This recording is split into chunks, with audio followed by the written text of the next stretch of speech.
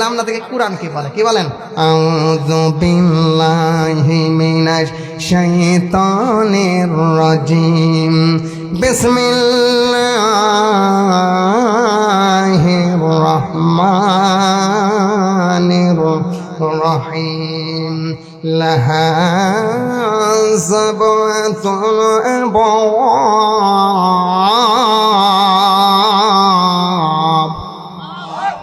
লিকুল্লি বাবিন মিনহুম জুজুম মাকসুম।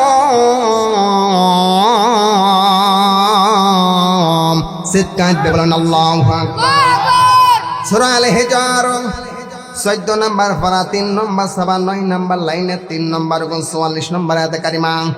তাফসিরে ফি জিলালিল কোরআন, তাফসিরে তাফহিমুল কোরআন, তাফসিরে খাজাগান, তাফসিরে মারিফুল কোরআন, তাফসিরে কুরতুবী, তাফসিরে রুহুল মানি। আল্লামা কুরতুবী রাহমাহুল্লাহ এইভাবে লিখেছেন ঘোষণাকার। আল্লাহ পাক বলেছেন লাহা সাবাতুন মানে 60টি দরজা। লাহা সাবাতুন মানে দরজা কয়টি? জোরে বলেন। সাবাতুন মানে 7, আবওয়াব ভাবে বহুবচন। আবওয়াব শব্দের অর্থ হচ্ছে দরজা। তাহলে বোঝা গেল জাহান্নামে একটি, জাহান্নামের দরজা হচ্ছে 7টি। সুবহানাল্লাহ বলেন। 1 নম্বরে জাহান্নাম, 2 নম্বরে সাইর, 3 নম্বরে লাজা, 4 নম্বরে সাখর, 5 নম্বরে জাহিম, 6 নম্বরে হুতমা এবং 7 নম্বরে হচ্ছে হাবিয়া। সুবহানাল্লাহ।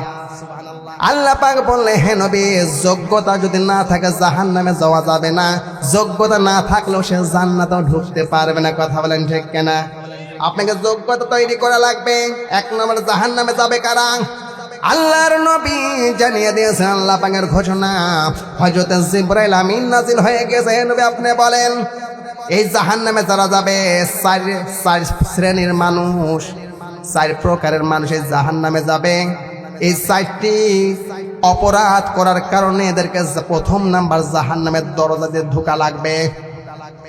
2 নাম্বার জাহান্নামে 4 শ্রেণীর মানুষ যাবে। বাদ বাকি জাহান্নামে হুতমায় 3 শ্রেণীর মানুষ ঢুকবে। সে যোগ্যতা লাগবে। কি লাগবে? যোগ্যতা লাগবে। আল্লাহর নবী এতটুকুই বলেছেন। মসজিদে নববীর ভিতরে বসে আছেন, হঠাৎ করে আল্লাহর নবী কেঁপে উঠলেন। সাহাবীরা প্রশ্ন করেছেন নবী আপনি কেঁপে উঠলেন কেন? আল্লাহর নবী বললেন সাহাবী 70 বছর আগে ফেরেশতাদেরকে দিয়ে আল্লাহ পাক একটা পাথর জাহান্নামের মুখ থেকে ফেলে দিয়েছে। সেই পাথরটা পড়তে পড়তে 70 বছর হয়ে গিয়েছে। কিছুক্ষণ আগে জাহান্নামে স্পর্শ করেছে। আল্লাহ